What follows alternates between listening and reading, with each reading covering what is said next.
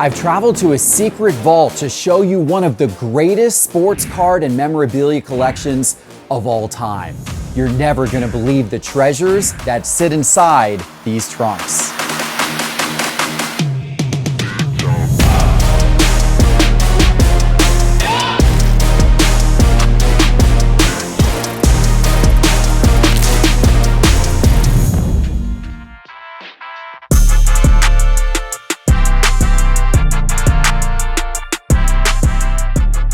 Oh my goodness. What did I just walk into? Geoff Wilson, How are you welcome doing? to Sports Immortals Vault number 4. Joel, it's a pleasure to meet you. Nice to meet you. Jim, it's a pleasure to meet you as well.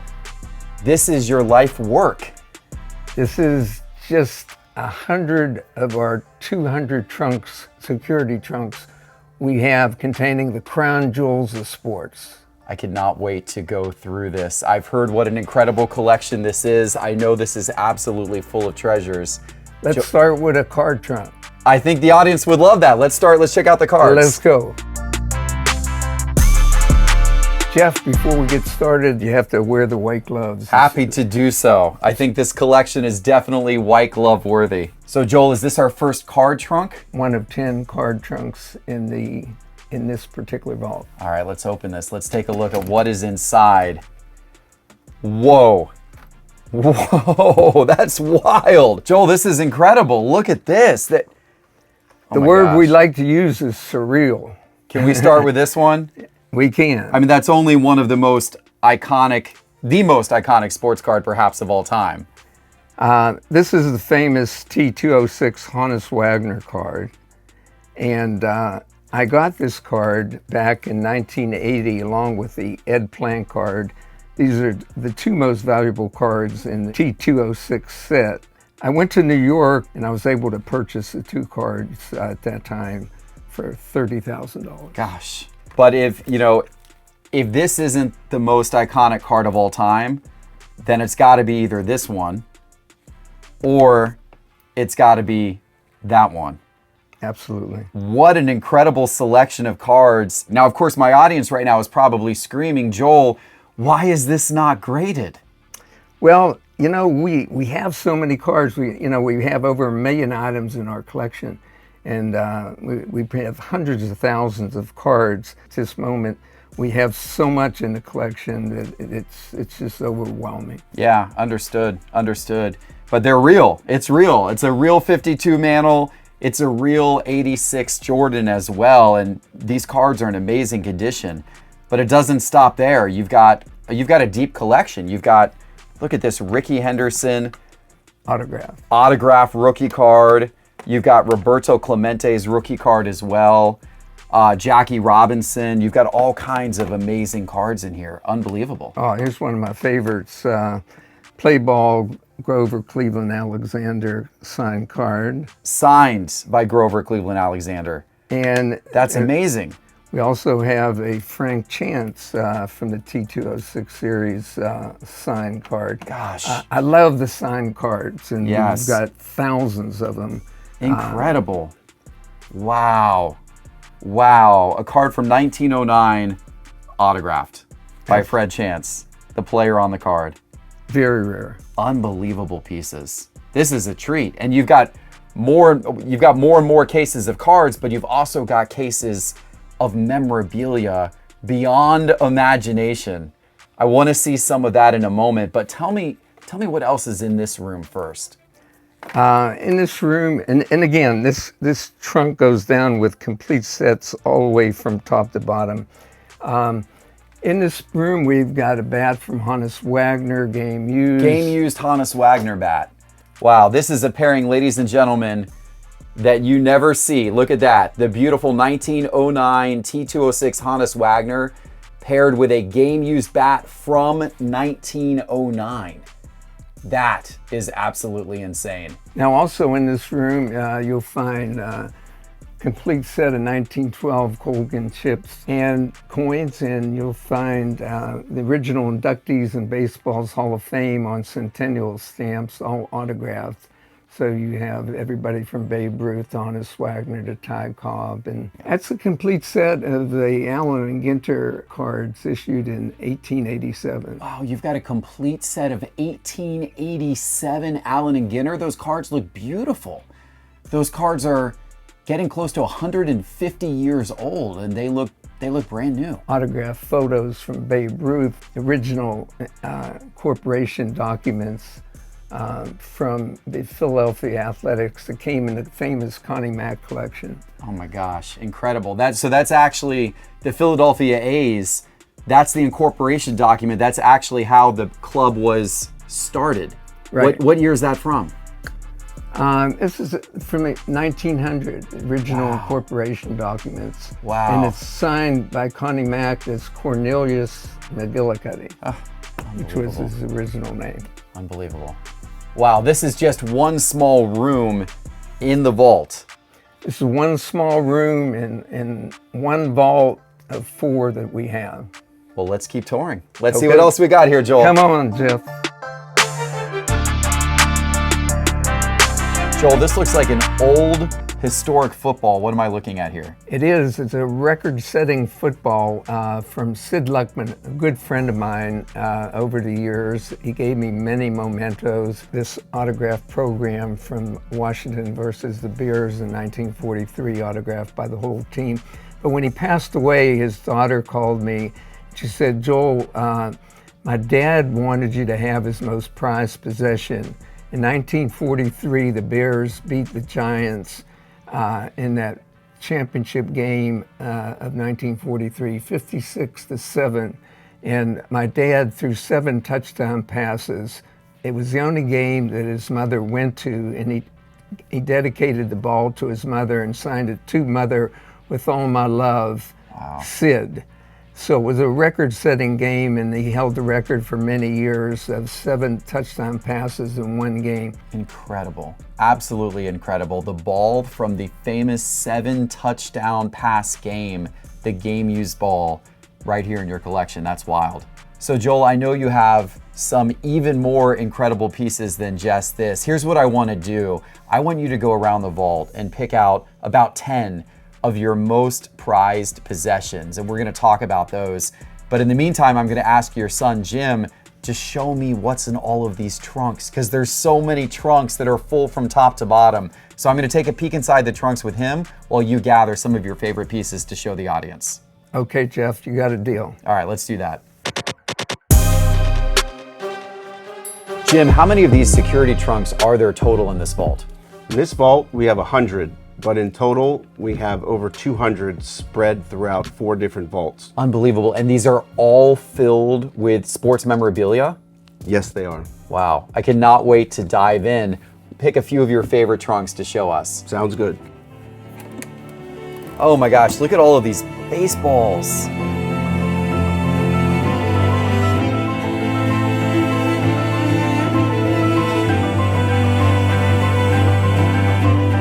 Wow. This is one of 7 autographed baseball trunks that we have. Oh my gosh, wait a minute. Are these all Babe Ruth baseballs? Is this entire row Babe Ruth? That's right. And in the Oh collection, my gosh. in the collection, we have probably over 25 Babe Ruth baseballs. This is unlike anything I've ever seen before. But one stands out is this is a Babe Ruth baseball signed by Babe Ruth, Lou Gehrig, and the coach Arthur Fletcher. But what's unique about it is it's dated October 1st, 1932, the day that Ruth called his shot. So That's the baseball from when he called a shot. We can't say for sure that that's the ball, but it's dated from that game and it was used that day. Unbelievable, and signed by Ruth and other legends as well. Yeah, Incredible. One other unique ball that I wanted to tell you about, there's only been one time that in the major leagues, both pitchers pitched a no-hitter through 9 innings. Okay. It was 1917, Chicago versus Cincinnati. In Cincinnati, in the 10th inning, a legend you probably have heard of, Jim Thorpe, Yes, was of playing course. in the outfield. He hit the winning run for the Reds to win, and this ball is from that game, and it's signed by the winning pitcher, Fred Toney. A ball from the only game in Major League Baseball history where both pitchers threw a no-hitter. Correct. Unbelievable. You have that ball. This is incredible. Wow. I cannot believe this case and how many balls you have. And if you look down, this goes down 7 layers, this particular trunk. Okay, we could spend all day here, but there's so many more trunks to show. So let's move on to the next. All right, let's go.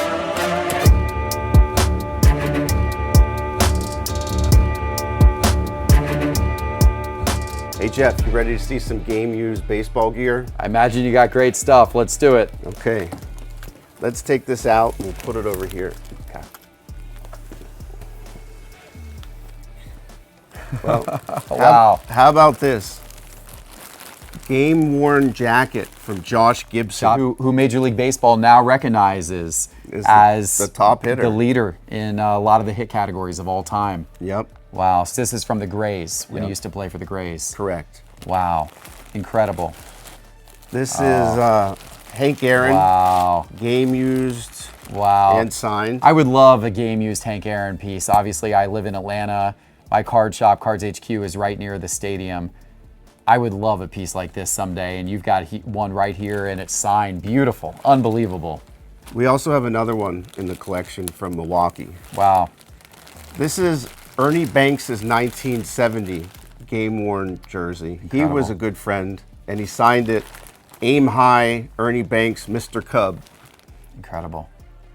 Such a cool jersey. Super cool.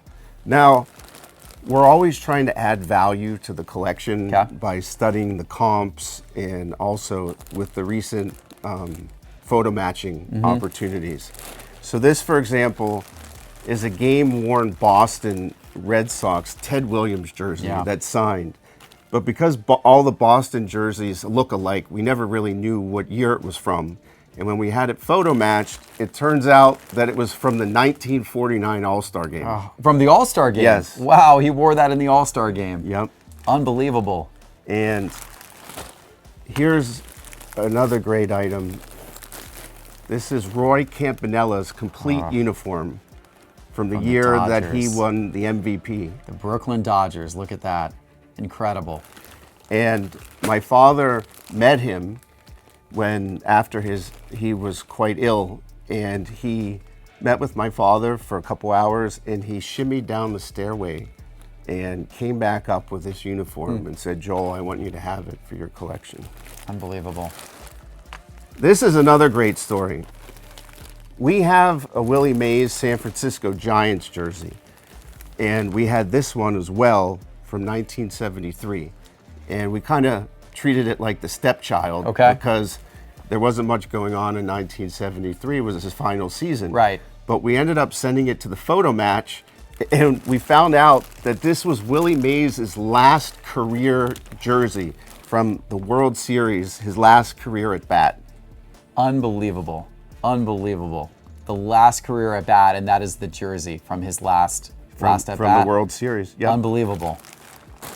And the last one in here that we're going to show is, this is a Stan Musial jersey that's from 1944, Wow. the year they won the World Series. Look at that beautiful Cardinals jersey. Now, this may or may not be from the World Series. We have not done the research or sent it to the photo match people Okay. yet, but it's on our agenda. Incredible.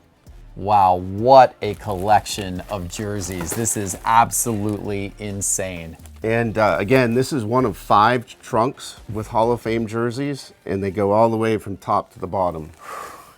Unbelievable. But there's more to see.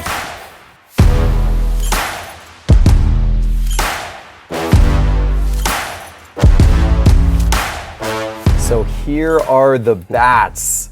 And wow, right off the bat, I see Hank Aaron, signed, game used, Ted Williams, Mickey Mantle, Joe DiMaggio. This is insane. And these are layered all the way down, and this is one of 5 different baseball trunks. Incredible. Bat trunks. Incredible. But I want to take out 2 in particular.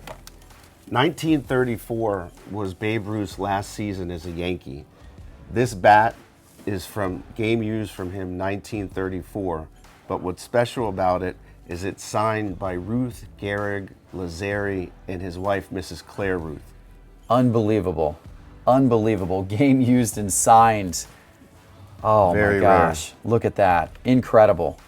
And then another Pittsburgh favorite is Roberto Clemente. Yeah. And this is a special bat. This is from his rookie season, where his nickname in Puerto Rico was Momen, because his mom would always call him to come in for dinner, and he would say momentito, Okay. which means in a minute. In a minute. In a minute. So Louisville Slugger printed his first bats as Momen Clemente. Wow, look at that. Incredible. And what's super rare about this is that it's signed Best Wishes, Roberto Clemente.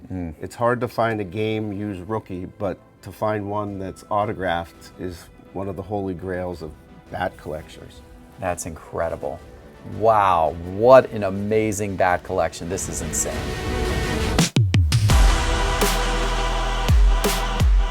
All right, Jim, what's in this one? Hundreds of game-used football jerseys from just about every Hall of Famer you can imagine. Wow, autogram.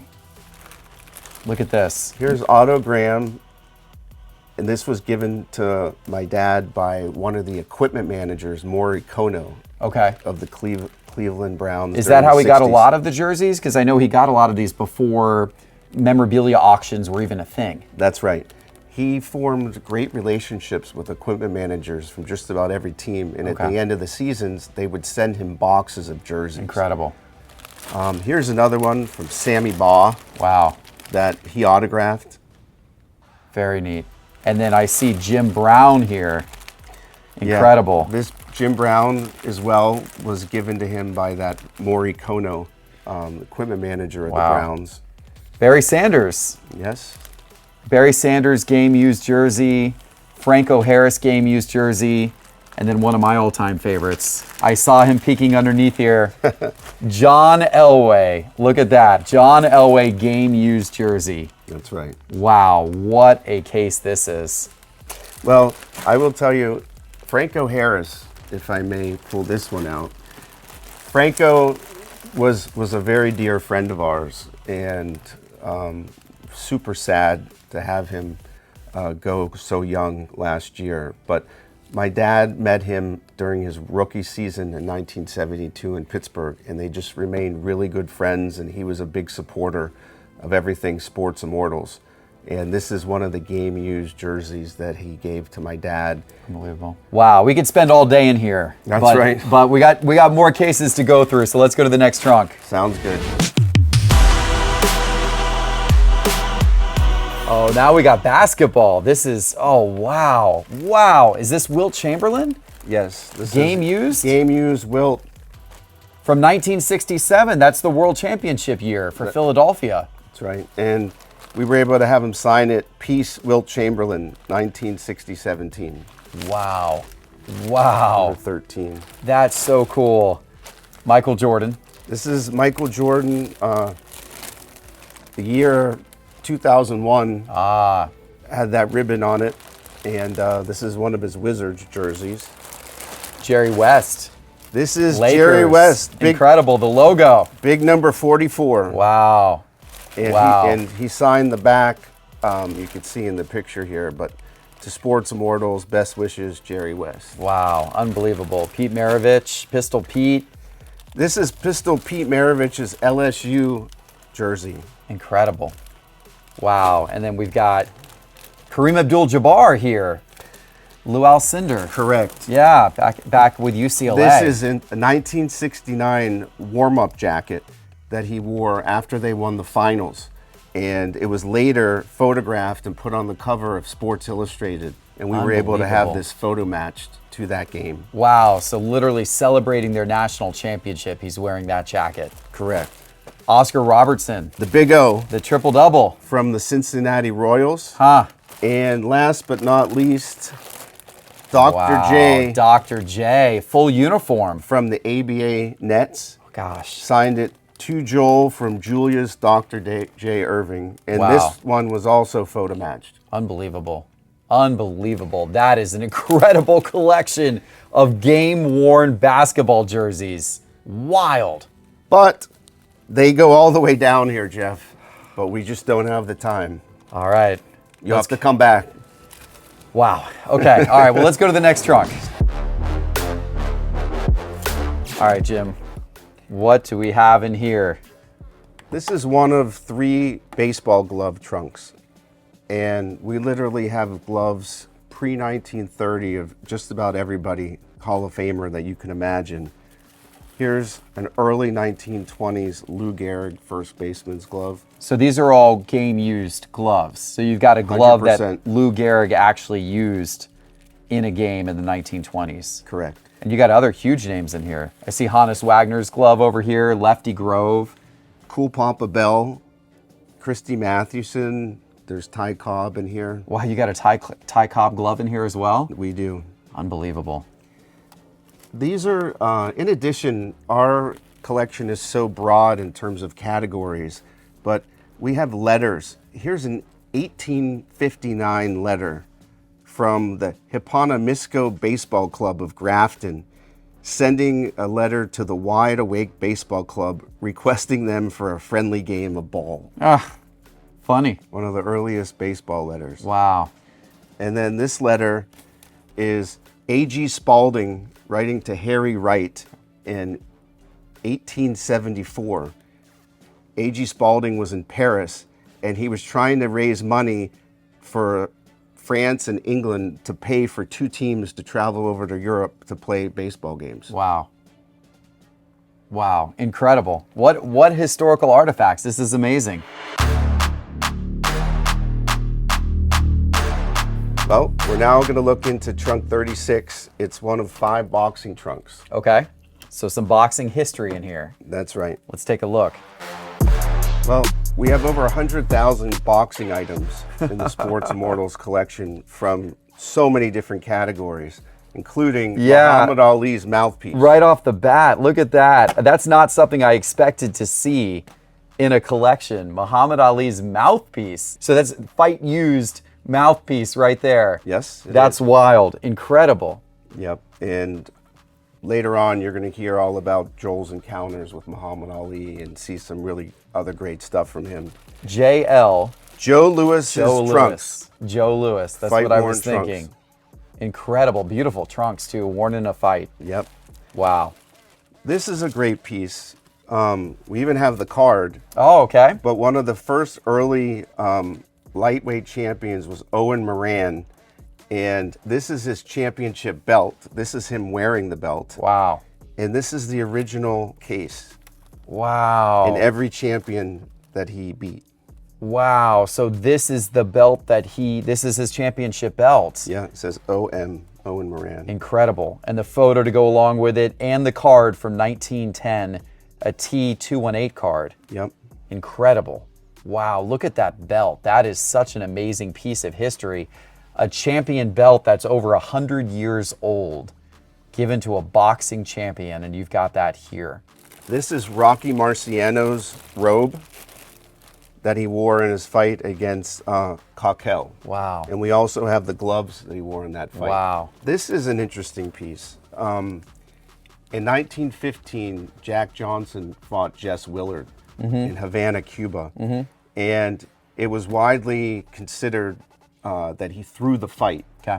And some people went back and forth, but he wrote a letter that appeared in Pick magazine where he outlines how he absolutely threw the fight and that he was putting his glove over his eyes so he didn't get the sun in his face. And it says, written and signed by Jack Johnson, former champion, I hope this will settle all agreements for all time. Wow. This is history. Wow. Unbelievable. This is, my dad met Sugar Ray Robinson in his last fight in Pittsburgh. And he told my dad, if you want these trunks, they have blood on it, but I'm happy to give it to you. That makes him true fight worn. Right. That's even better. Yep. So incredible. His DNA is all over it. Wow. And the last thing in this trunk is a unique piece. This is a prayer rug that Muhammad Ali was given in Zaire that he used, and it's signed by Muhammad Ali. Wild. Wild. And we were able to acquire this from his father, Cassius Clay Sr. Gosh, the depths of this is incredible. Wow, very cool. All right, Joel, you got to tell me your story. How did you build a 1 million item collection like this? 1,000,000 miles for 1,000,000 mementos. It all started, Jeff, in 1943. 4 years old, my uncle takes me to his used car lot near Forbes Field in Pittsburgh. He gets busy with a customer. I go, mischievous youngster, I go in the garage, get into one of his old cars in the glove compartment, find some matches, put a match in the gas tank of a car, blow up the whole garage. I'm on fire. A soldier passing by comes in, douses the flames, and scoops me up and rushes me to the hospital. I'm in shock. I'm burned, first-degree burns all over. One night I have a dream that the babe visits me in a dream and says, "Kid, don't give up. You could get better, someday be a Major League Baseball player like me, or build a Hall of Fame for sports greats." I set my life out on that two-pronged mission. Became an outstanding shortstop playing in college just when I was going to sign with the Boston Red Sox. Injured my arm, so my major league dream went out the window. Never lost sight of the other dream, and that was to build a shrine that would honor the greatest athletes of all time. I started to visit the greats. First stop was Mrs. Hannes Wagner, but she gave me several mementos, a bronze mold of Hannes Wagner's hand. She gave me a uniform, and I was off and running. But around the core of the painting is all the greats, my favorites, so to speak. Muhammad Ali, Satchel Paige, Red Grange, Ted Williams, Mickey Mantle, and Roberto Clemente. These were all personal encounters, and I found these gentlemen to be, not only great individuals, but the great athletes themselves. But we want to make enshrinement, we want to build a Hall of Fame that not only honors the greatest athletes of all time, but we want to make enshrinement as Sports Immortal the greatest honor achievable in sports. Wow. And so you're still on the mission. You've got such an incredible collection. How do you bring this collection to the world, and how do you realize that dream of creating that type of display? Well, we're on that mission as we speak, and I think our goal is soon to be realized. We have several different states interested in our project, and it'll be the ultimate goal of accomplishment in sports for an athlete, actually taking it above any of the halls of fame, to be enshrined as a sports immortal, almost like being knighted. All right, Joel, I had asked you to pick out some of your favorite items from your collection and bring them in here so that we could look at them in a little more detail. And it looks like you've picked out some incredible items that are in front of me today. Where do you want to start? Heading the list is Muhammad Ali. Of all the athletes I've met, he was so far above anyone. Every time I met him, it was a monumental experience. I met him up at his Deer Lakes training camp in Pennsylvania. I said, "Champ, listen, we're making a wax figure of you. I need your robe, your trunks, your gloves, and your shoes for the Sports Immortals Collection." About a half hour later, Gene Kilroy comes back and he's got everything but the robe. So Ollie looks down and he says, "Where's the robe?" He says, "Champ, you just got the robe that you're training with, you wore in your last fight." The man only asked for one robe. Get the robe for him. Years later, I met his father in Louisville and was able to secure from his father his U.S. jacket and also his Golden Gloves medal when he won the Golden Gloves in Chicago in 1959. Wow. And we also have his gloves he used during that fight. All the Olympic items are just so scarce. It's just priceless. Well, I see what looks like a really old historic jersey here, Satchel Paige All-Stars. Tell me about this. Satchel Paige, another one of my favorites. I visited Satchel in Kansas City. I had called him on numerous occasions prior for about 2 months and couldn't get him on the phone. Sure enough, I catch him on the phone and introduce myself, and he says, "Come on down." So I spent one of the nicest days of my life. I interviewed him. He gave me 2 different uniforms, this Cleveland Indian uniform and this Satchel Paige touring all-star uniform. So I told him that I was from Pittsburgh and Josh Gibson was one of my favorites. So he said, "Well, when you go back to Pittsburgh, look up a lady by the name of Pocahontas Cruz." She was a traveling secretary, and she traveled with the team. And sure enough, I went back there, looked her up. She gave me Josh Gibson's jacket, and she gave me this bat that's autographed by all these Homestead Gray players, Josh Gibson. But the bat was used by Josh, she said, to hit 4 home runs at Yankee Stadium. Wow, and with then, this bat? Yeah. Wow. And then it's autographed by Hall of Famers, very scarce, Ray Brown, famous pitcher, and many other of the Homestead Gray stars, including Josh Gibson. That's incredible. So this is a letter from Pocahontas Cruz saying exactly what my father just said about him hitting 4 home runs at Yankee Stadium. Wow, that's amazing. So Satchel Paige and Josh Gibson, 2 incredible pieces of baseball history right here. What's this next piece over here? Again, another one of my favorites, the greatest athletes of all time, and we wind up with all of his mementos. Jim Thorpe. I had traveled to see like 10 relatives of Jim Thorpe, and finally found his 3rd wife living in Cabazon, California. Corresponded with her over 5 years, and after 5 years, got a telegram out of nowhere. "Come and get Jim things and confined to bed, Patricia Thorpe. His Indian clothes, his medals, his trophies. This is his Carlisle Indian football jersey. Probably the rarest football jersey in existence." These are his original shoulder Wow, pads, look at that. made out of animal bones. Wow, that's wild. So you get a whole collection of his stuff, direct from his 3rd wife. A whole trunk full of things. Unbelievable. And then as we move across the table here, I see one of the original stars of professional basketball, George Mikan.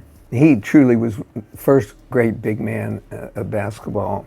You know, after spending a couple hours with George, I'd asked him, about getting a memento, and he went into his utility room and brought out a garbage bag, and he says, "Joel, here's 4 of my uniforms, take whatever you want." Next to George Mikan is Red Grange, another one of my favorites. Over the years, I visited with him several times, and he gave me that All-Star jersey, along with many other things that we have in the collection. Did you ever think that items like these in the future, at the time you got them, did you ever think in the future that they would become as sought after and as valuable as they now are? Never. I never thought about the monetary value. I really thought, since I was literally spared by the Lord from the gasoline explosion, and after I injured my arm and my major league dream went out the window, that I was on a God-given journey to develop a project that would perpetuate the memories of sports greats.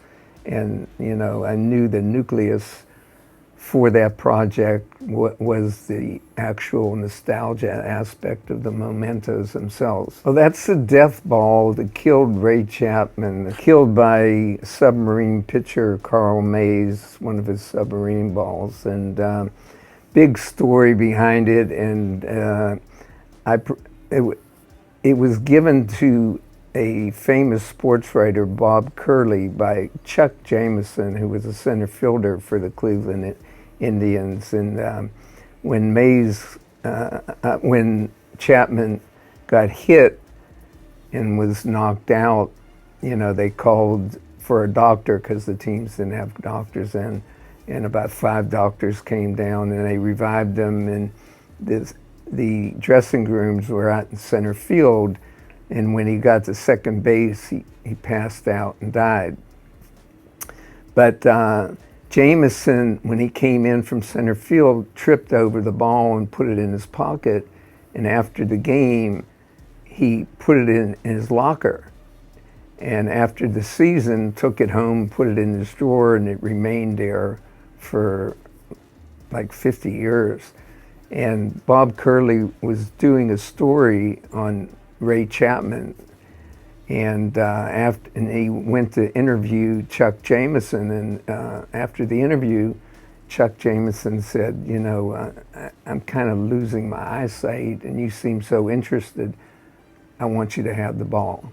And he gave him the ball. So Curley put the ball in the glove compartment of his car, and he was coaching some little leaguers.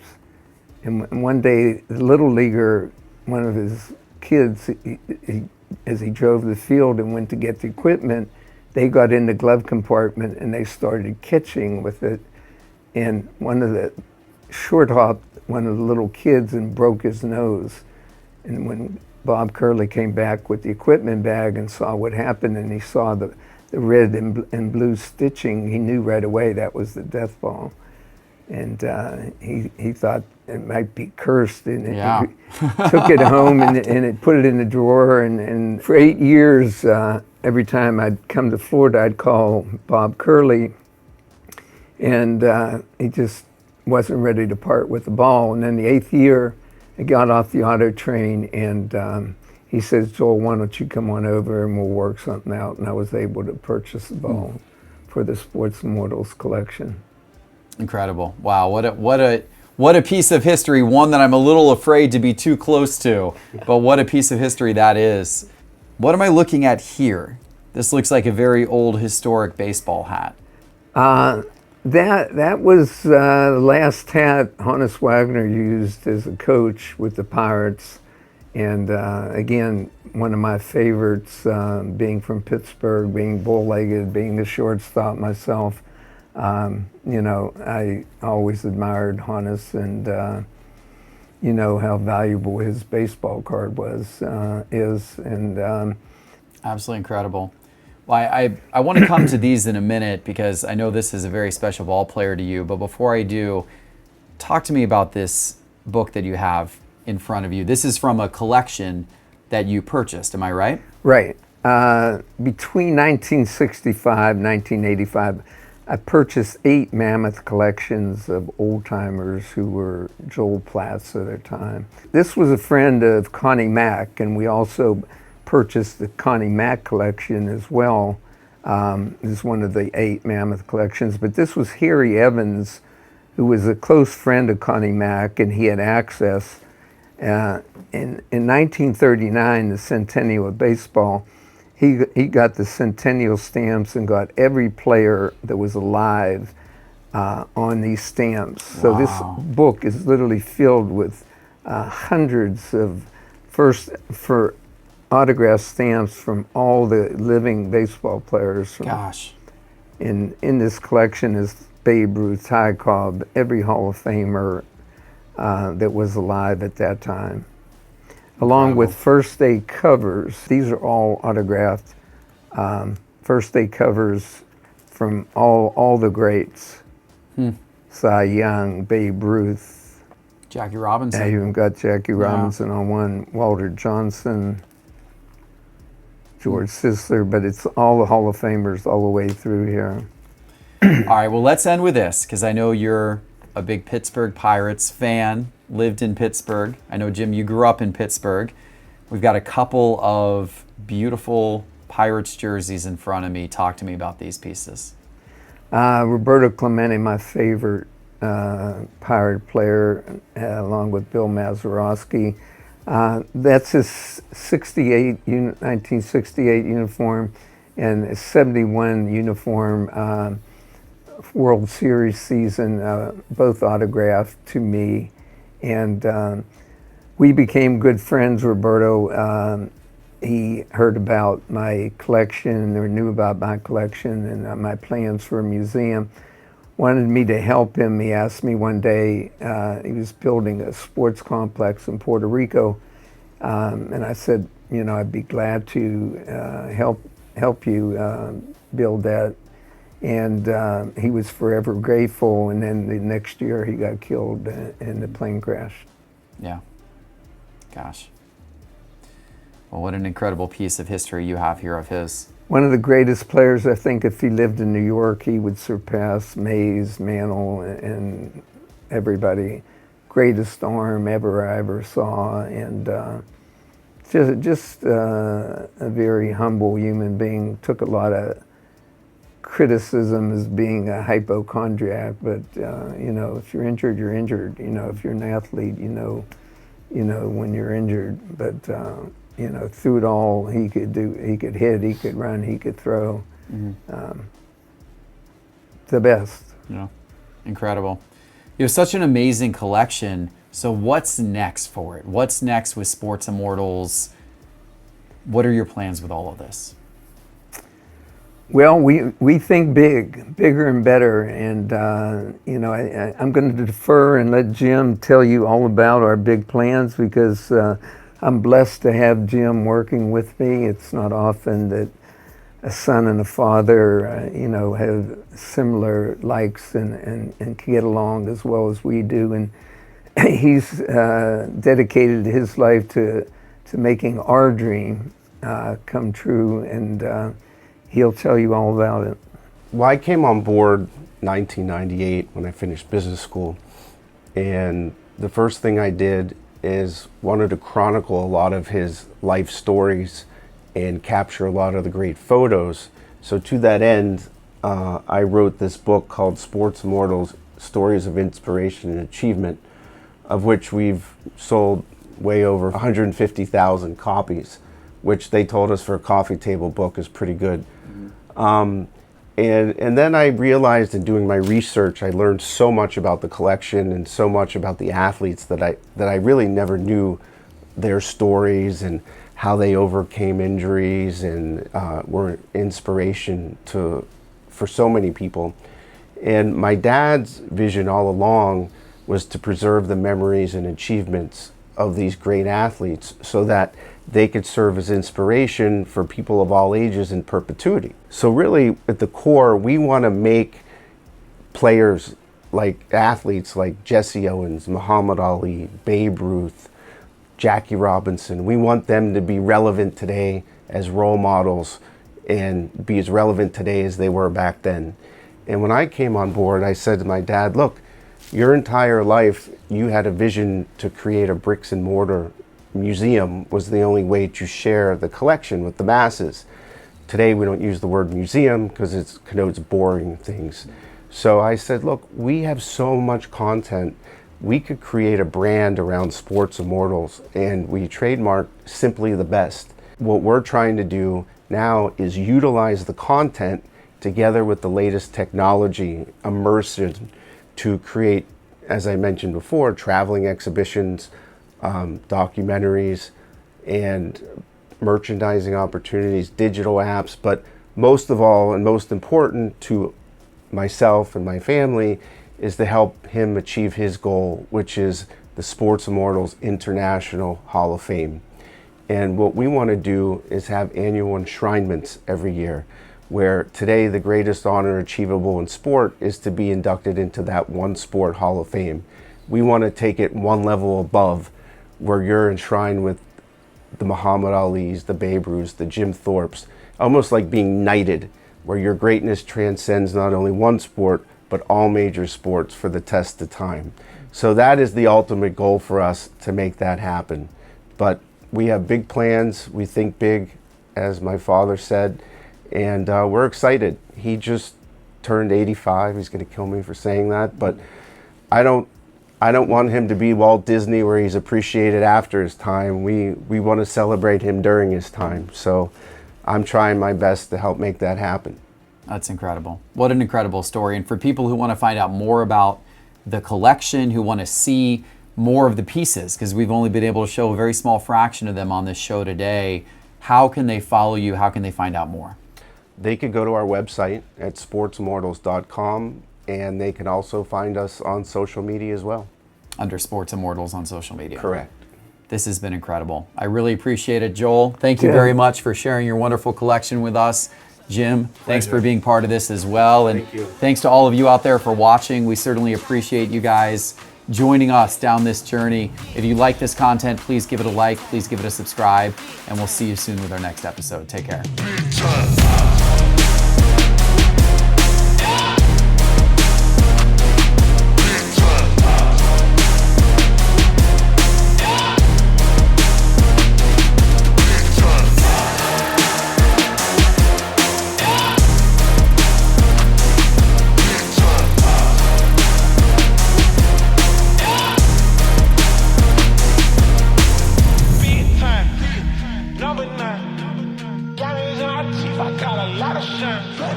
Running up the numbers, that's a lot of grind. Try and take it from me, must be out your mind.